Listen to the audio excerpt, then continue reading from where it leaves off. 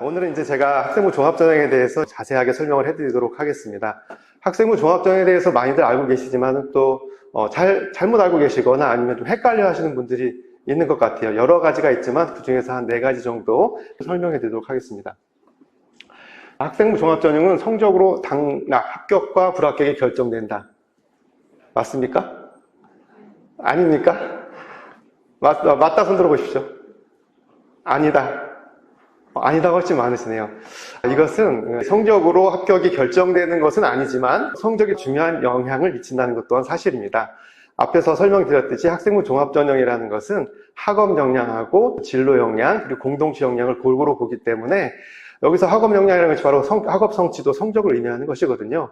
성적이 전혀 안 되는데 학종이라는 것이 서류만으로 합격할 수 있는 것은 아니다. 다만 성적도 뒷받침이 되어야 된다. 이렇게 생각하시는 것이 옳을 것 같습니다. 그렇지만은 성적이라는 것이 교과에서처럼 그런 정량평가, 등급에 대한 정확한 계산에 의해서 수치화된 계산으로 합격, 불합격이 결정되는 것은 아니죠, 당연히. 학생부 종합전형이라는 것은 그런 학업의 성취도도 보겠지만은 학생부에 적혀있는 다양한 비교과 활동과 학업을 위해서 노력했던 그런 과정들을 중요하게 살펴보다 보니까 정성평가라는 것을 합니다. 그래서 전반적으로 학생부에 기대된 학생의 노력과 그런 연계된 활동들을 같이 평가하기 때문에 정성평가가 중요하고요. 등급도 중요하겠지만 등급보다 더 중요한 것은 이제 원점수라고 보시면 돼요. 원점수라는 것은 이제 우리가 알다시피 90점, 80점, 70점 이런 점수대들을 이야기하는 것인데 어떤 고등학교는 학교마다 90점을 받아도 5등급인 고등학교들도 있을 거예요. 그렇죠? 그래서 우리 학생들의 목표는 원점수를 최대한 높이 받아두는 것이 중요하다. 등급은 내가 관리할 수 없지만 상대평가이기 때문에 원점수는 하나라도 더 맞춰서 내 성적 관리에 좀 신경을 쓴다면 종합전형을 지원할 좀 더 유리하게 지원을 할 수 있을 것입니다. 일반적으로 서울에 있는 세상위권 대학들 같은 경우는 원점수 90점 이상 정도를 받아줘야 써볼 수가 있고요. 서울 수도권 같은 경우는 80점대 정도를 맞아줘야 될 것 같습니다.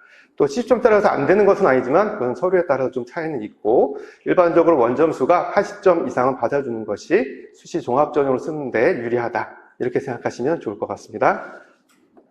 두 번째, 학생부 종합전형은 깜깜이 전형이다. 많이 들어보셨죠? 깜깜이라는 것은 앞을 알 수 없다, 결과를 알 수 없다는 것인데 종합전형 초기에 어느 고등학교에 선생님께서 A라는 학생과 B라는 학생이 같은 반 친구인데 같은 대학, 같은 학과를 지원을 했어요. 그런데 성적도 우수하고 선생님이 보시기에 서류도 잘 갖춰진 A라는 학생이 불합격하고 B라는 학생이 서류를 통과해서 합격을 했어요. 그때부터 이제 이건 누가 붙을지 떨어질지 모르는 전형이다 라고 해서 깜깜이 전형이라는 말을 썼는데 과연 그럴까요? 자, 학생부 종합전형은 그렇지 않습니다. 깜깜이 전형이 아니라 대학의 전형에 대해서 정확하게 알지 못하기 때문에 그런 인식을 가질 수가 있는 겁니다.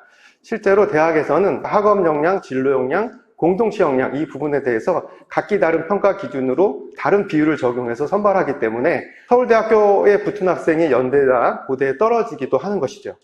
그렇게 이해하셔야 되고 그 부분에 대해서 더 자세하게 살펴보도록 하겠습니다. 세 번째, 결석이나 지각이 있으면 학종 지원에 불리하다. 가장 많이 묻는 질문이기도 하시고 또 어떤 분들은 질병이나 뭐 이렇게 여학생들 같은 경우는 생결을 쓰는데 이런 부분도 영향을 주지 않느냐는데 전혀 영향을 주지 않습니다. 이렇게 공식적으로 인정된 학교에서 인정해주는 결석이나 지각의 경우는 이제 학생부 종합전형에 전혀 영향을 주지 않고요.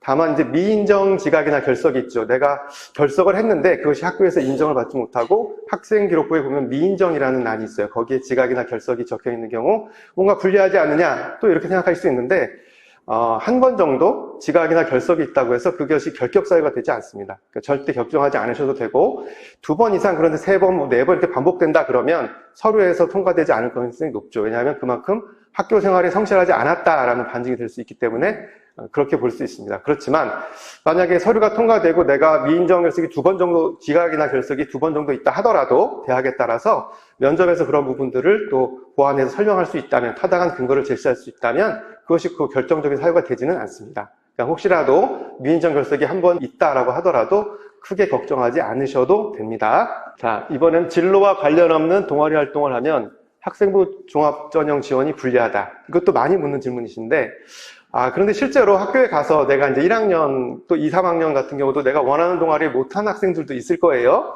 막상 학교에 들어가면 내가 과학 동아리나 뭐 수학 동아리에 들고 싶지만 또 컴퓨터 동아리에 들고 싶지만 인원이 한정되어 있기 때문에 거기서 면접을 보기도 하고 또 어떤 학교 같은 건 가위바위보를 하더라고요. 공정하게 한다고. 그렇게 해서 내가 원하는, 내가 앞으로 진로로 하고 있는 학과의 동아리에 가입하지 못한다 하더라도 그것이 종합전형을 쓰는데 불이익이 된다라고 생각하실 필요는 없을 것 같습니다. 물론 내가 화학과를 지원하는데 화학 동아리에 가입해서 활동하면 훨씬 유리할 수 있겠죠. 하지만 화학 동아리가 아니라고 해서 불이익을 주진 않는다는 의미입니다. 그럼 한번 예를 들어 볼게요. 자, 어떤 동아리에 가입하더라도 모든 활동에 적극적으로 임하고 내가 거기서 주도적으로 활동을 하면서 또는 프로젝트를 제안한다거나 또는 뭐 이제 기수 회장이 된다거나 해서 주도적으로 그 동아리를 이끌어갈 수 있다면 그건 높은 평가를 받을 수가 있고요. 이런 경우는 어떻습니까? 내가 이제 컴퓨터 관련 계열로 진학을 하고 싶은데 거기 동아리 못 들어갔어요. 그래서 차선으로 영화 감상 동아리에 이제 들어간 것이죠. 이 학생은 어떻게 이제 준비를 해야 될까요? 내가 원하는 것은 컴퓨터 쪽인데 동아리는 영화 감상 동아리를 들어갔어요. 자, 영화를 보다 보면 왜 추천 알고리즘이 있지 않습니까? 유튜브도 그렇고 넷플릭스도 그렇고 내가 자꾸 이제 보다 보면은 그 알고리즘이 돌아서 나의 성향과 비슷한 내가 좋아하는 그런 영화나 프로그램을 자동적으로 이렇게 띄워주죠. 이런 알고리즘이라는 것이 있어요.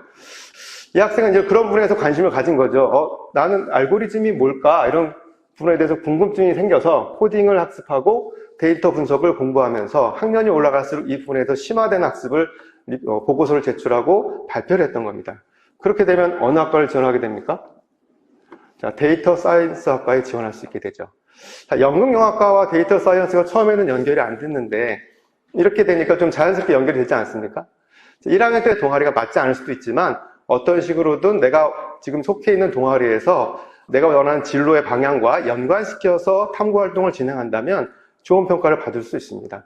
학교의 여건이나 동아리가 많이 개설된 학교도 있고 또 상황에 따라서는 그렇지 않은 학교도 있어요.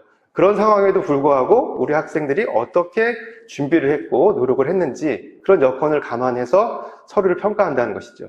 그러니까 내가 1학년 때 동아리가 맞지 않는 동아리에 가입했다고 해서 학종이 불리하다 이렇게 생각하실 것이 아니라 그 동아리에서 내가 앞으로 진로로 선택하고자 하는 학과와 어떻게 연결시킬 수 있을까, 그쪽으로 좀 더 활동을 좀 확장할 수 있을까, 이렇게 생각하시는 것이 맞을 것 같습니다.